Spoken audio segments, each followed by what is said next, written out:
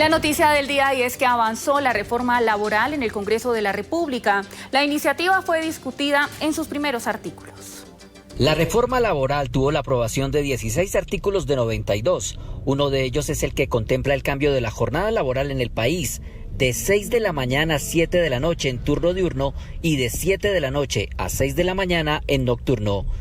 Dentro de los 16 artículos aprobados, pues hay dos que son para nosotros muy fundamentales porque son la recuperación de derechos de los trabajadores y trabajadoras que la ley 789 había recortado, como es el caso de la jornada diurna, la jornada nocturna que debe tener un recargo del 35% y el de pagos de dominicales y festivos que está hoy en el 75% y se vuelve a lo que se tenía que era el 100% de manera progresiva. Durante el debate, los congresistas destacaron la iniciativa. El contrato indefinido será la regla general, que eso está, digamos que, estipulado. Subsisten, o sea, que se mantienen los contratos a término fijo y por obra labor. Hay que devolverles a los empleados sus recargos dominicales, sus recargos festivos. La gente que se mata para trabajar fuertemente para llevar a sus hijos a las universidades, para pagar el colegio, para pagar el arriendo de la casa.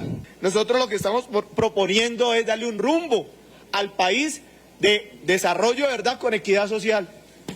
En ese sentido, las teorías y la ideología dominante durante más de 30 años ha planteado que es a través de aperturas económicas, tratados de libre comercio, y es que para poder desarrollar las potencialidades productivas del país, que se debería orientar la economía, pero que además había que disponer de unas ventajas competitivas.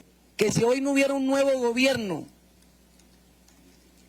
los gobiernos tradicionales no iban a presentar esta reforma. Hay quienes coinciden con parte de la iniciativa.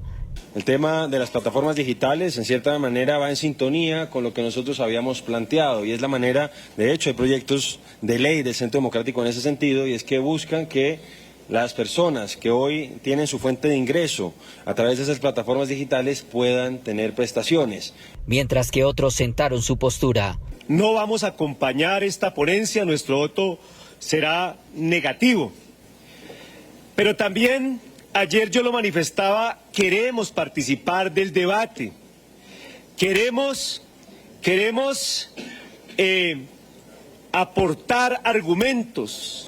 El futuro de la reforma laboral sigue en manos del Congreso para el próximo periodo legislativo.